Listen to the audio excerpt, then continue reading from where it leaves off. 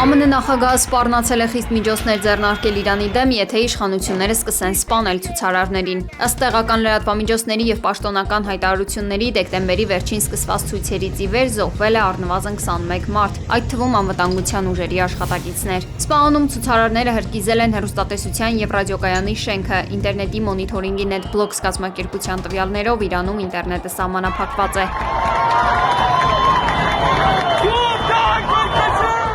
Իրանական պետական լրատվական կայքեր մուտք գործել չի ստացվում։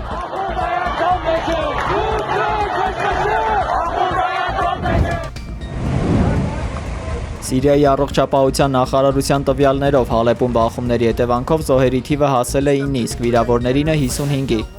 Հաղորդվում է նաև, որ հրետակոծության է ենթարկվել Հալեպի համալսարանի ուսանողական հանրակացարանը։ Վերլուծաբանները ուշագրավ են համարում քրդական զինյալ միավորումների ակտիվ ներգրավվածությունը Հալեպի շրջակայքում ընթացող գործընթացներին։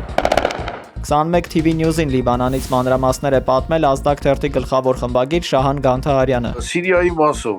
ուրեմն շատ ուշագրավ էր եւ առաջի հայացքով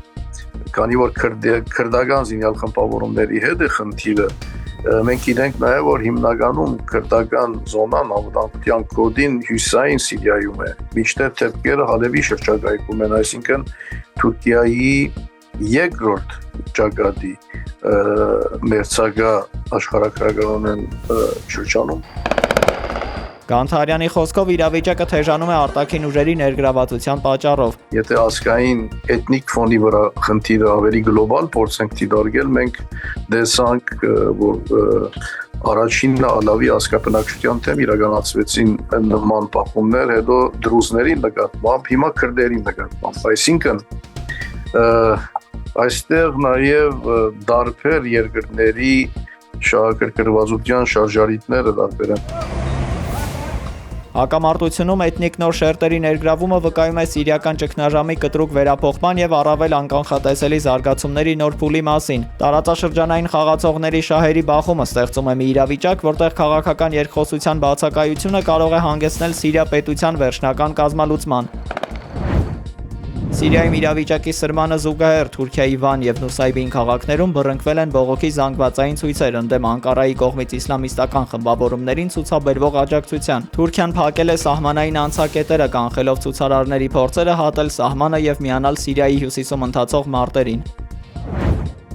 Դոնալդ Թրամփի Գրենլանդիան վերահսկողության տակ առնելու մտասևեռումը եւ Վենեսուելայի նկատմամբ ագրեսիվ քաղաքականությունը քննադատել են թե դեմոկրատ, թե հանրապետական կոնգրեսականները։ Կապիտոլիումում Թրամփի թիմակիցները ռազմավարական ինքնավնասում են որակել ՆԱՏՕ-ի դաշնակից Դանիայից Գրենլանդիան ուժով խլելու ԱՄՆ նախագահի հավակնությունները, շեշտելով, որ դա միայն կվնասի երկրի միջազգային հեղինակությանը։ Սենատը նաեւ բանաձև է ընդունել, որն արգելում է առանց կոնգրեսի համաձայնության նոր ռազմական գործողություններ ձեռնարկել Վենեսուելայի դեմ։ Այս աննախադեպ Կուսակցական ընդվզումով օրենսդիրները փորձում են զսպել Թրամփի ռազմական արկածախնդրությունը։ Միջանկյալ ընտրություններին ընդառաջ այս քայլերն ընդգծում են իշխող կուսակցության ներսում աճող տարաձայնությունները, վտանգավոր եւ անկանխատեսելի արտաքին քաղաքականության հարցում։